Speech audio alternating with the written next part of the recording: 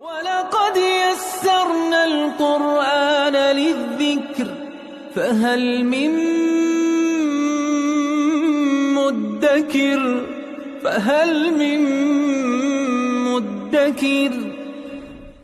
اعوذ باللہ من الشیطان الرجیم بسم اللہ الرحمن الرحیم الحمد للہ رب العالمین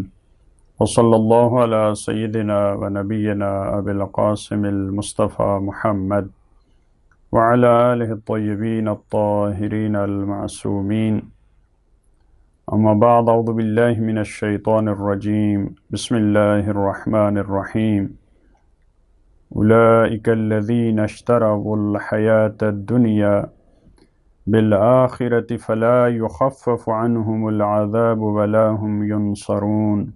صدق اللہ العلی العظیم۔ سورہ بقرہ کی آیت نمبر 86 میں پروردگار عالم نے جو پہلی آیات میں اہل کتاب کی اللہ کے احکامات کی مخالفت تھی اس کی وجہ کو بیان کیا، جو ان سے پروردگار نے عہد و پیمان لیا تھا اس کی مخالفت کی وجہ کیا ہے، جو وہ اپنوں کو قتل کر رہے ہیں، جو اپنوں کو گھروں سے نکال رہے ہیں، جس کا تورات نے سختی سے منع کیا تھا، جس کا کوئی دین بھی اس کام کرنے کا حکم نہیں دیتا، اس کی اجازت نہیں دیتا، نہ حضرت موسیٰ کا دین اس بات کی اجازت دیتا ہے، نہ حضرت عیسیٰ کا، نہ رسول اللہ کا، کہ مومنین دشمنوں کو سپورٹ کریں اپنے ہی خلاف، اپنے ممالک کے خلاف، اپنے گروہوں کے خلاف۔ مثال کے طور پہ دو فریق ہیں، دو تنظیمیں ہیں مسلمانوں کی، ان میں سے ایک تنظیم وہ مسلمانوں کے دشمنوں کو سپورٹ کرے کہ دوسری تنظیم، دوسرا گروہ کمزور ہو، یہ اللہ کے حکم کی مخالفت ہے۔ ایک تنظیم دوسری کو سپورٹ کرے کہ اللہ کے دشمن، رسول اللہ کے دشمن اور قرآن کے دشمن ان کو قتل کریں۔ لہذا اس دور میں اس بات پر یہودیوں کو قرآن نے تنقید کا نشانہ بنایا، اس سے یہ ہمارے لیے بھی درس عبرت ہے، کیونکہ قرآن موعظہ ہے، قرآن عبرت ہے، قرآن ہمارے لیے بھی درس ہے۔ ایسا نہیں ہے کہ جو بنی اسرائیل کی آیات ہیں، اہل کتاب کی آیات ہیں، گزشتہ اقوام کی آیات ہیں، ان کا ہمارے سے کوئی تعلق نہیں ہے، نہیں، ہر آیت ہمارے لیے بھی،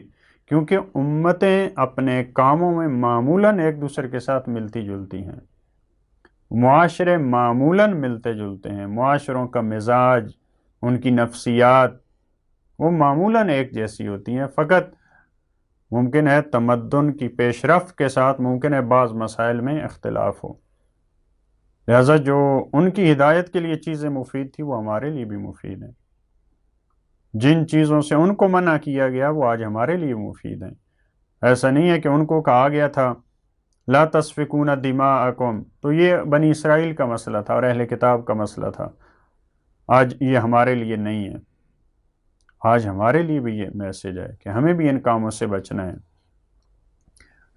لہٰذا اس پروردگار کے حکم کی نافرمانی کی اصل وجہ کیا ہے، اس کو قرآن کریم نے آیت نمبر 86 میں بیان کیا، اولئک الذین اشتروا الحیاۃ الدنیا، یہ وہی لوگ ہیں جن کا ہم نے تذکرہ کیا، جنہوں نے اللہ کے احکامات کی مخالفت کی، یہ وہی لوگ ہیں، اولئک الذین اشتروا الحیاۃ الدنیا، جنہوں نے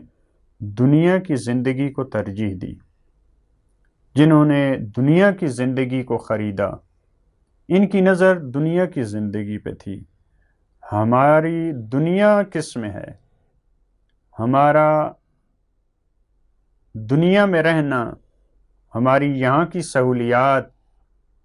وہ کس کام میں اس کی اچھائی اور بھلائی ہے؟ اگر دشمن کو سپورٹ کرنے سے ہماری دنیا اچھی ہوتی ہے، ہمیں پیسہ ملتا ہے، ہمیں کوئی کچھ نہیں کہتا،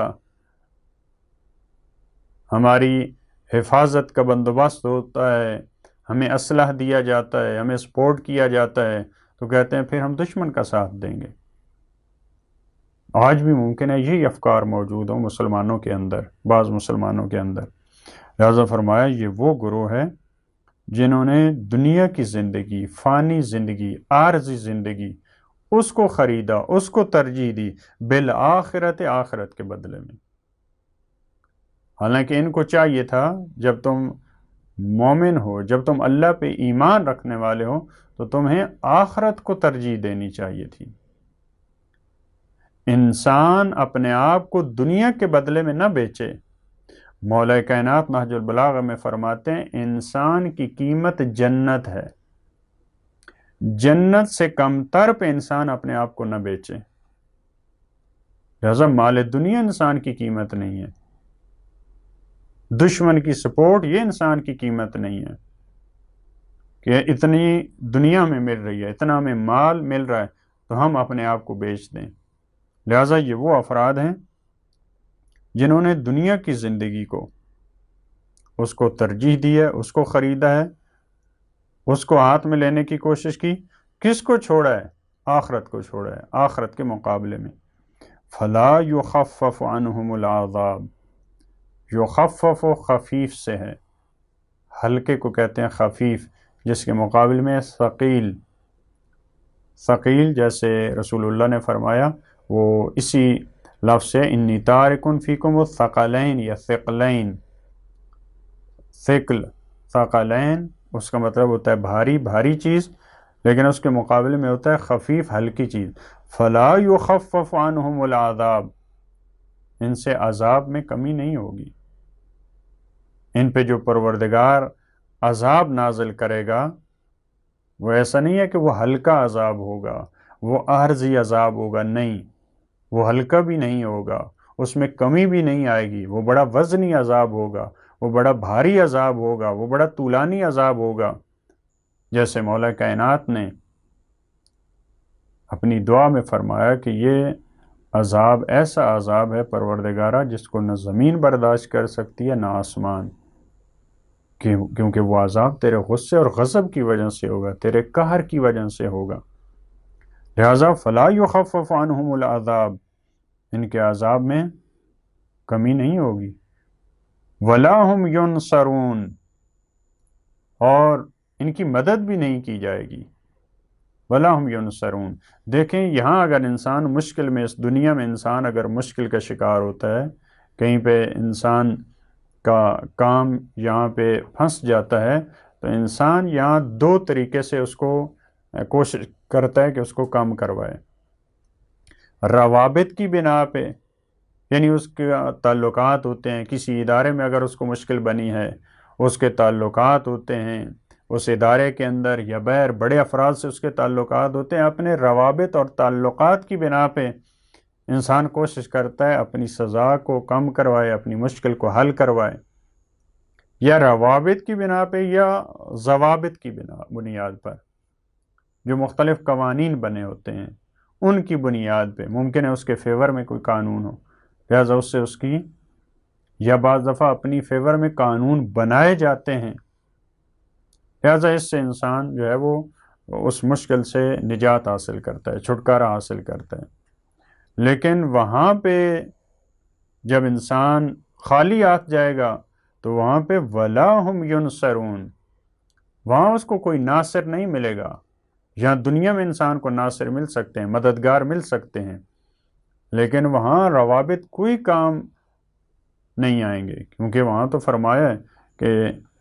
انسان اپنے بھائی سے دور بھاگے گا، اپنے ماں باپ سے دور بھاگے گا، اپنی اولاد سے دور بھاگے گا، اور جو باطل رہنما اور ان کے پیروکار ہوں گے یہ ایک دوسرے پہ لعنت کریں گے، ایک دوسرے کے خلاف ہوں گے۔ وہاں پہ قرآن کریم نے کہا ہے کہ بہت بڑے دوست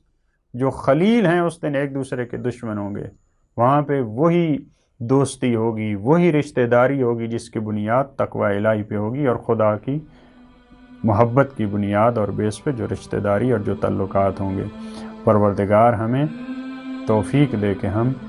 دنیا کی محبت سے بچ سکیں اور ہم ہمیشہ آخرت کو دنیا پہ ترجیح دے سکیں۔ اللہم صلی علی محمد و آل محمد۔